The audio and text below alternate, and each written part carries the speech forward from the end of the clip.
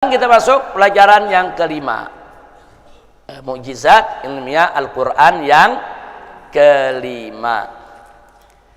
Kita perhatikan firman Allah subhanahu wa ta'ala, a'udzubillahi minasyaitonir rajim, iqtarabatis sa'ah wansyaqqal qamar. Wah, ini menarik ini.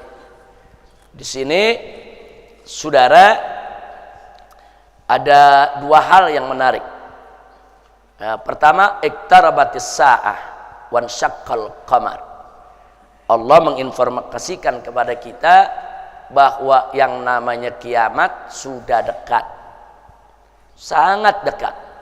Apalagi dekatnya di sini pakai fi'il madhi, artinya betul-betul dekat. Kenapa? Karena memang kita sudah di akhir zaman. Kalau ada yang bertanya, kapankah dimulainya akhir zaman? Jawabnya, dimulainya akhir zaman sejak lahirnya Nabi kita Muhammad sallallahu alaihi wasallam. Begitu Nabi lahir, kemudian 40 tahun kemudian diangkat menjadi Rasul, itulah awal dari akhir zaman. Yang berarti kalau sampai sekarang sudah 1400 tahun lebih. Sudah 1400 tahun lebih. Nah, ini 1400 tahun lebih ini kita nih semua ada di akhir zaman. Ya, Pak. Jadi kapan mulainya akhir zaman? Semenjak lahirnya Nabi kita Muhammad sallallahu alaihi wasallam. Kapan berakhirnya akhir zaman? Ketika hari kiamat datang. Nah, itu akhir daripada penghabisan akhir zaman. Nah, kemudian wansyaqqal qamar. Di sini ada informasi. Allah memberitakan kepada kita wansyaqqal qamar, bahwa bulan itu pernah terbelah. Jadi ayat ini bukan lagi menceritakan nanti hari kiamat bulan terbelah, bukan. Kalau menceritakan nanti hari kiamat bulan terbelah, itu cerita soal kiamat yang akan datang. Tapi di sini Allah menggunakan fi'il madhi wansyaqqal qamar. Artinya bulan itu pernah terbelah, saudara. Nah, ternyata dalam kitab Sahih Bukhari hadis ke-3636 sampai hadis ke-3638, dan masih ada lagi, masih dalam Sahih Bukhari hadis ke-3868 sampai dengan 3871. Ditambah lagi masih Sahih Bukhari hadis ke-4864 sampai dengan hadis ke-4868, dan Sahih Muslim hadis ke-2800 sampai dengan hadis ke-2803, dan masih ada juga dalam riwayat Jami' Tirmidzi, Sunan Abi Daud, Musnad Ahmad, begitu juga Sunan Imam Baihaqi. Nah, jadi di dalam kitab-kitab yang kita sebutkan tadi, kita bisa dapatkan hadis sahih, bukan hadis dhaif, hadis sahih yang menceritakan bahwa salah satu mukjizat Nabi bulan terbelah. Nah, jadi waktu orang-orang kafir nantang Nabi, saudara, bahwa Nabi ini kan selalu dikatain pembohong, pendusta, saudara. Kemudian mereka menantang Nabi, mukjizat Nabi, dan Nabi orang yang bukan mau pamer mukjizat, tidak akan pernah menunjukkan mukjizat kecuali dengan izin Allah. Nah, saat itu Nabi serukan kepada orang-orang tadi untuk melihat ke langit. Nabi tunjuk itu bulan. Ternyata semua begitu mereka lihat, bulan terbelah. Nah, setelah itu bulan menyatu kembali. Nah, bagi orang-orang Muslim tentu makin beriman kepada Nabi. Ini mukjizat. Nah, sementara orang kafir ada yang beriman, tapi ada juga yang makin keras kafirnya.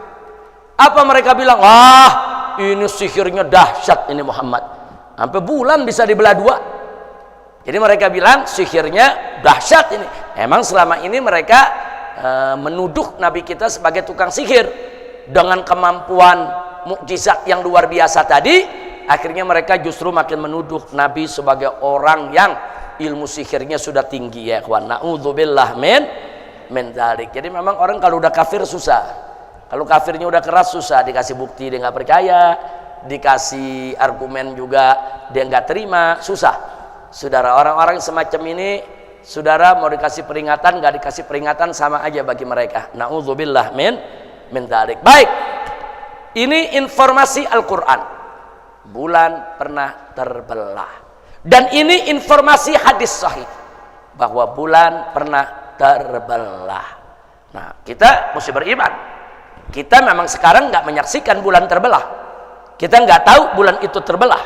Tapi kita wajib beriman dengan apa yang diberitakan oleh Al-Quran dan wajib beriman dengan apa yang disampaikan oleh Nabi Muhammad Sallallahu Alaihi Wasallam. Nah, kemudian untuk mengetahui ini, saudara, yuk kita lihat.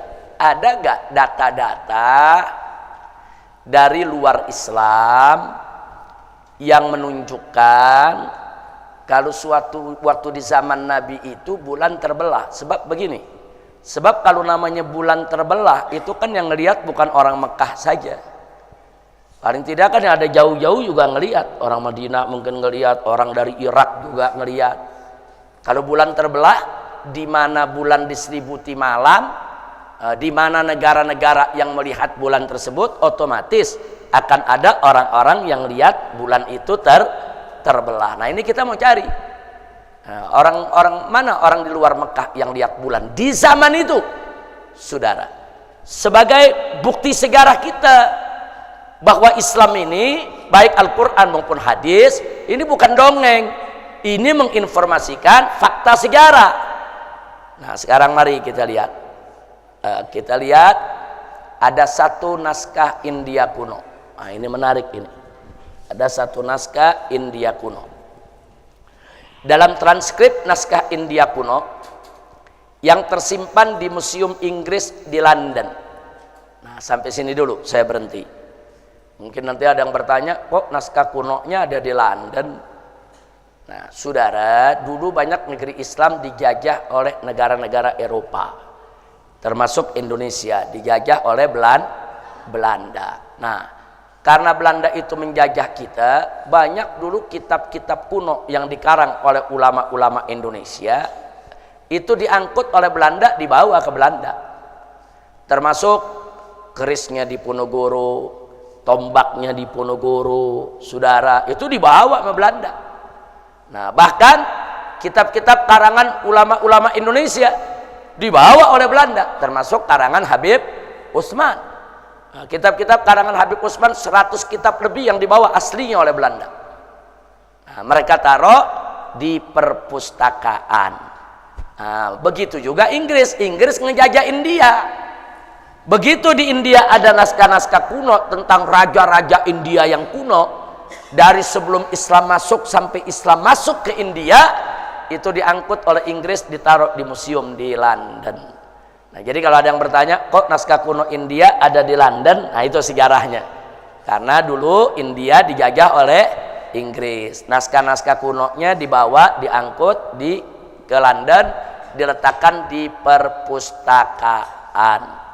Nah, ini kalau nggak salah dalam minggu-minggu ini nih, Belanda menyerahkan 100 lebih naskah kuno, barang-barang bersejarah yang dulu dibawa oleh Belanda dari Indonesia. Nah, ini kalau nggak salah minggu-minggu ini nih, mereka mau serahkan semua ke pemerintah Indonesia, dan Indonesia akan masukkan itu ke museum. Nah, jadi termasuk peralatan-peralatan Imam Bonjol di Ponorogo, mereka punya baju, mereka punya sepatu, mereka punya imamah, mereka punya pedang, mereka punya tombak, dan seterusnya. Itu namanya bukti sejarah. Kembali ke naskah kuno India. Jadi di Museum Inggris di London, pada bagian perpustakaan pusat India, London itu dalam perpustakaannya ada beberapa negara yang dijajah tuh, ditaruh tuh tempat-tempat bagian perpustakaan. Nah, ada khusus naskah-naskah dari India. Di sana tercatat dengan nomor 173/152/2807. Di naskah tersebut tertulis bahwasanya salah seorang raja Malabar India. Nah, ini sebelum masuk Islam nih. Raja Malabar. Malabar itu adanya di India. Nah, yang bernama Cakrawati Farmas. Nama rajanya Cakrawati Farmas. Di situ disebutkan bahwa sang raja Malabar ini pernah menyaksikan terbelahnya bulan di zaman dia jadi raja. Nah, ini menarik. Jadi waktu dia jadi raja, dia lihat saat bulan terbelah, saudara. Dan dia menceritakan kepada rakyatnya, saya lihat bulan beberapa waktu lalu, diceritakan kepada hulu balangnya semua. Dan ini segera dimasukkan dalam naskah ini, bahwa sang raja memberikan kesaksian di depan rakyatnya bahwa dia melihat bulan terbelah, dan dia justru memerintahkan kepada para menterinya untuk mencari tahu ada peristiwa apa kok ada bulan terbelah kemudian nyambung lagi jadi satu. Nah, setelah diselidiki ternyata dalam catatan sejarah Malabar India, raja yang bernama Cakrawati Farmas ini hidup di pertengahan abad ke-7. Artinya di zaman Nabi kita Muhammad sallallahu alaihi wasallam. Subhanallah. Nabi di Mekah, dia di India. Saudara. Jadi waktu peristiwa terbelahnya bulan, saudara dari India bisa melihat kalau bulan itu pernah terbelah. Ini kan kesaksian. Ini kan yang kesaksiannya bukan orang Islam. Ini kan raja Hindu dari India, saudara. Sampai dia perintahkan dia punya hulu balangnya suruh cari kabar, ada apa tuh bulan terbelah, ada apa tuh bulan terbelah. Nah, jadi ini perlu kita tahu. Akhirnya mereka-mereka yang mencari berita itu tahu bulan terbelah itu terjadinya di Mekah. Ada seorang manusia bernama Muhammad mengaku nabi. Saudara, berita itu akhirnya sampai ke India, dan turunan Raja Malabar ini banyak yang masuk Islam. Nah, keturunan Raja Malabar ini banyak yang masuk Islam. Ini kan bukti sejarah luar biasa. Ini bukti sejarah luar biasa, saudara. Artinya informasi Al-Quran dan informasi hadis yang kita nggak ragu. Yang kalau orang kafir dengar kita diketawain, ini fiktif, cerita-cerita bulan terbelah dua. Tapi dengan naskah kuno ini kita bisa sampaikan kepada orang-orang di luar Islam tersebut. Ternyata bukan umat Islam saja yang bersaksi, bahkan juga orang-orang non-Islam pun memberikan kesaksian bahwa peristiwa itu adalah benar terjadi. Alhamdulillah. Kira-kira jelas tidak? Jelas tidak? Nah, kita lihat cerita. Ini ada cerita yang menarik. Seorang muallaf ya ikhwan di London, Inggris. Mari kita lihat. Jadi Profesor Dr. Zaglul Raghib Muhammad An-Najjar. Siapa dia? Dulu pernah jadi rektor di Jamiatul Ahqaf. Mana Kamil? Ini dulu Ahqaf waktu awal didirikan, ini pernah menjadi rektor ya ikhwan. Tempat Habib Kamil dan Habib Hanif menuntut ilmu di Tarim di Yaman.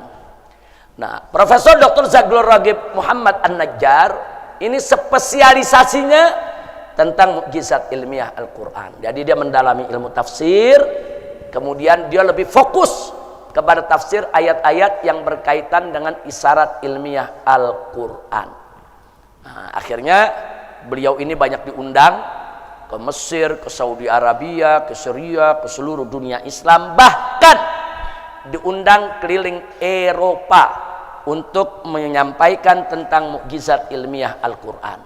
Dan banyak orang-orang cendekiawan di Eropa yang masuk Islam gara-gara mukjizat ilmiah Al-Quran. Nah, di sini ada cerita.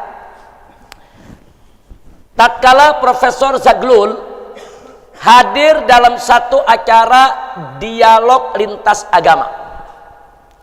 Jadi beliau menyampaikan, yaitu ceramahnya ya ikhwan. Beliau menyampaikan ceramah, cerita soal ini nih, cerita soal bulan terbelah, orang naik ke bulan, bagaimana ayatnya. Dia cerita, yang denger nih satu stadion ini orang kafir semua ya ikhwan. Nah, salah satu pendengar namanya David Musa Pidcock. Nah, ini saudara seorang pegiat dialog lintas agama. Dia bercerita Jadi begitu dia dengar ceramahnya Dr. Zaglul, dia minta waktu untuk bercerita pengalamannya. Dia mu'allaf, dia dari Kristen masuk ke dalam ajaran Islam. Dia cerita sebelum dia masuk Islam. Apa dia bilang? Suatu ketika David Musa Pidcock ini mendapat hadiah mushaf Al-Quran.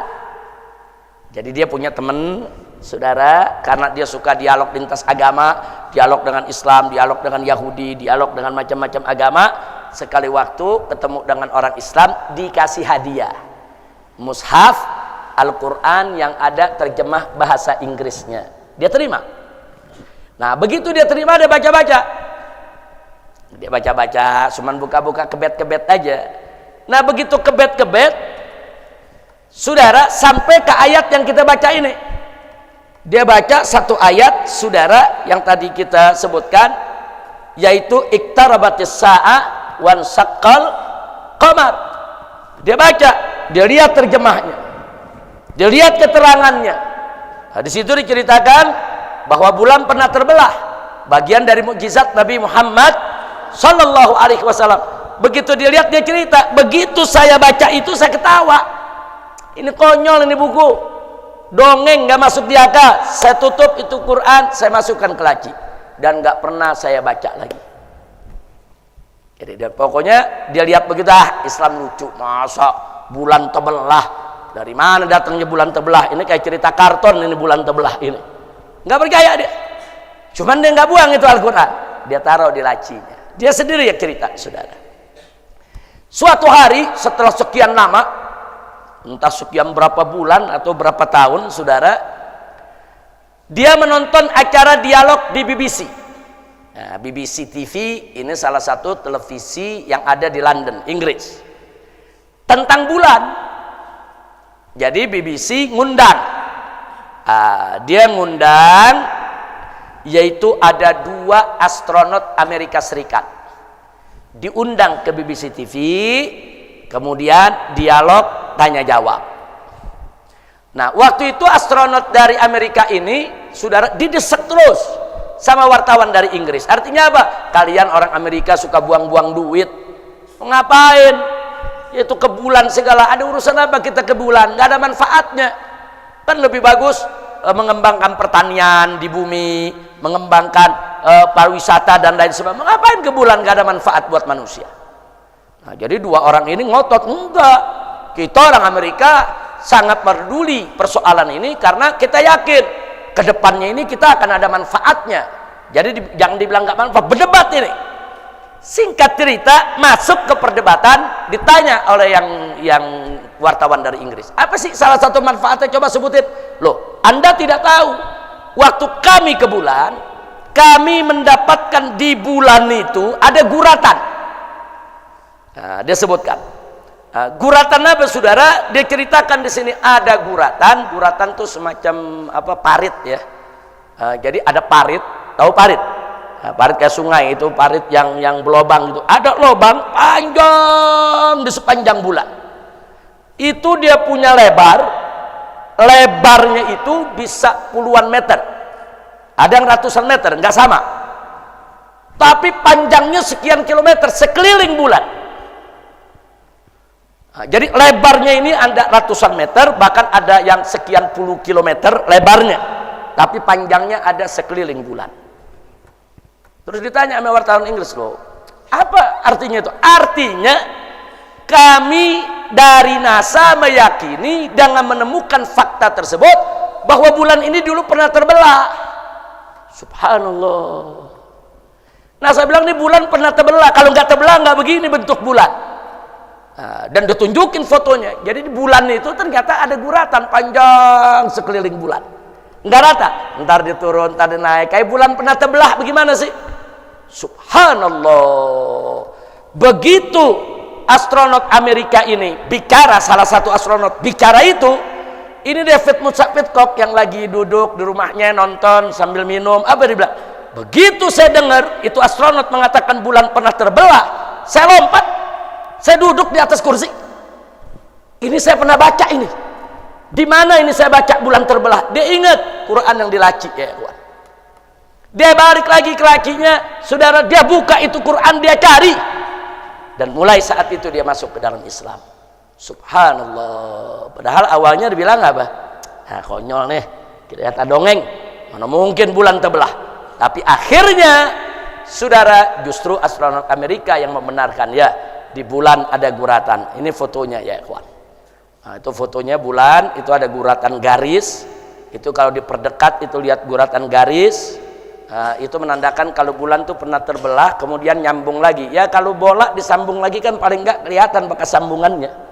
Bekas sambungannya itu kelihatan ya ikhwan. Nah, ini sebagai bukti bahwa informasi Al-Qur'an benar. Bahwa apa yang diyakini oleh umat Islam bukan dongeng.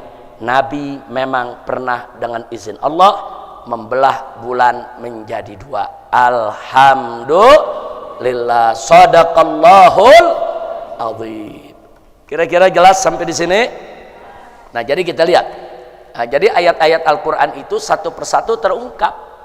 Satu persatu terungkap di zaman modern ini. Yang tadinya ditertawakan oleh orang kafir ternyata benar. Yang tadinya orang kafir bilang dongeng ternyata bukan dongeng, ternyata fakta.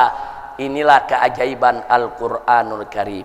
Maka itu saya sampaikan pelajaran mukjizat ilmiah Al-Qur'an ini untuk menambah kuat keimanan kita kepada Al-Qur'an. Supaya kita makin cinta Al-Quran, makin sayang Al-Quran, makin ingin lengket dengan Al-Quran, jangan meninggalkan Al-Quranul Karim. Insya Allah itu yang kita tayangkan foto belahan bulannya. Coba lihat yang di samping sebelahnya itu ada guratan itu.